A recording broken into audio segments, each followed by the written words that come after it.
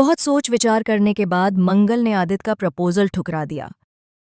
यह फैसला लेना उसके लिए आसान नहीं था, लेकिन उसके दिल में जो डर बैठ चुका था उसने उसे मजबूर कर दिया।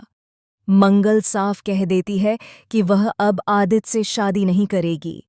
यह सुनते ही आदित्य जैसे पत्थर का हो गया। उसकी आंखों में आंसू थे, लेकिन वह कुछ कह नहीं पाया। उस एक पल में उसे एहसास हो गया कि उसने अपनी जिंदगी की सबसे कीमती चीज खो दी है। लेकिन कहानी यहीं खत्म नहीं होती।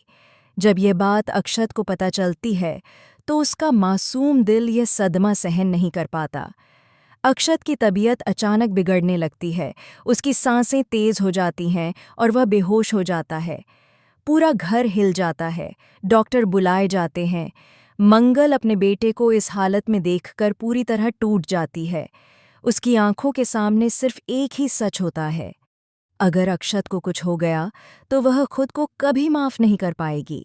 और तभी मंगल वह फैसला लेती है जिसके बारे में न आदित्य ने सोचा था और न ही किस्मत ने।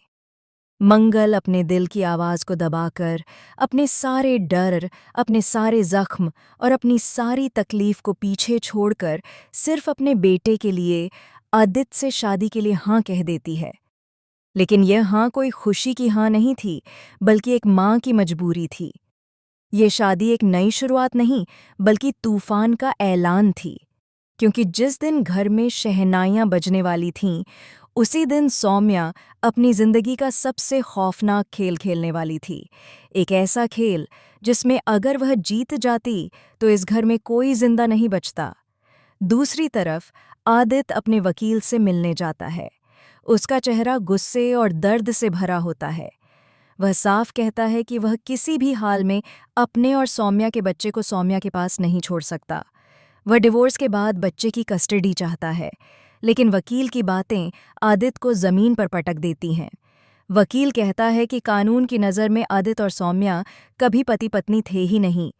ऐसे में बच्चे पर आदित्य का कोई कानूनी हक नहीं बनता। आदित्य गिड़गिड़ाता है, कहता है कि वह साबित कर सकता है कि सौम्या एक अच्छी मां नहीं है। वह पैसे की बात करता है, हर हद पार करने को तैयार हो जाता है। लेकिन वकील भी मजबूर होता है। वह सिर्फ इतना कह पाता है कि वह कोई रास्ता ढूंढने की कोशिश करेगा। इधर सौम्या एक और खौफनाक कदम उठा चुकी होती है। वह अनाथ आश्रम में फ़ोन करके झूठी कहानी सुनाती है कि बच्चे के माता पिता जन्म के समय मर गए हैं। वह पहले ही तय कर चुकी होती है कि यह बच्चा आदित्य तक कभी नहीं पहुंचेगा। वह चाहती है कि आदित्य पूरी जिंदगी उस बच्चे के लिए तड़पता रहे, हर दिन मरता रहे। सौम्या का दिल अब पत्थर बन चुका होता है। उसके लिए यह बच्चा सिर्फ एक हथियार होता है, आदित्य से बदला लेने का हथियार। अब कहानी वापस आती है मंगल पर। मंगल शादी की तैयारियों के बीच खड़ी होती है, लेकिन उसका दिल हर पल कांप रहा होता है। वह अपने आसपास की खुशियों को देखती है, अक्षत और ईशाना की मुस्कान, घर की रौनक, सब कुछ। लेकिन उसके भीतर सिर्फ डर होता है। यह उसकी तीसरी शादी होने जा रही होती है और हर शादी ने उसे सिर्फ दर्द दिया था। कमरे में अकेली बैठी मंगल अपनी पहली शादी को याद करती है। वह मासूम थी, भरोसे से भरी हुई। उसने सोचा था कि आदित्य के साथ उसकी जिंदगी संवर जाएगी, लेकिन बदले में उसे अपमान, धोखा और अकेलापन मिला। इन्हीं यादों के बीच सौम्या कमरे में आ जाती है। उसकी आंखों में जहर होता है। वह मंगल को ताने मारती है, उसे गिरगिट कहती है, उसे जिम्मेदार ठहराती है अपनी तबाही का। वह आदित्य को एक ऐसा इंसान बताती है जो किसी का सगा नहीं हो सकता। सौम्या के शब्द मंगल के दिल में तीर की तरह चुभते हैं। सौम्या जबरदस्ती मंगल के हाथों में मेहंदी लगाने की कोशिश करती है, लेकिन मंगल उसे रोक देती है। हाथापाई होती है और मेहंदी जमीन पर गिर जाती है। ये सिर्फ मेहंदी नहीं गिरती, बल्कि मंगल के भरोसे का आखिरी कतरा भी टूट जाता है। शांति समय पर पहुंच जाती है और सौम्या को वहां से भेज देती है।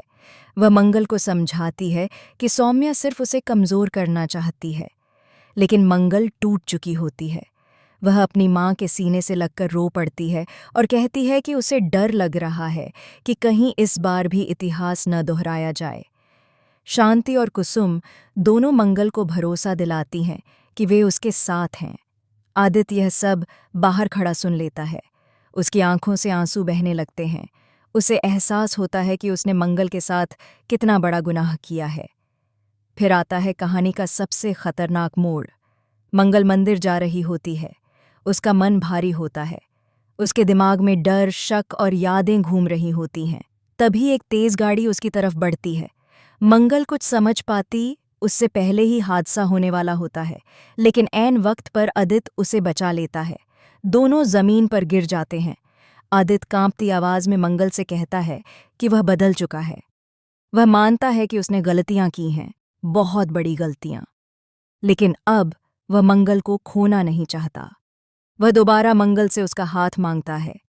मंगल कुछ नहीं कह पाती, और तभी दूर से सौम्या यह सब देख रही होती है। उसके चेहरे पर एक खौफनाक मुस्कान फैल जाती है। वह अपने फ़ोन पर एक मैसेज टाइप करती है। सब कुछ प्लान के मुताबिक चल रहा है।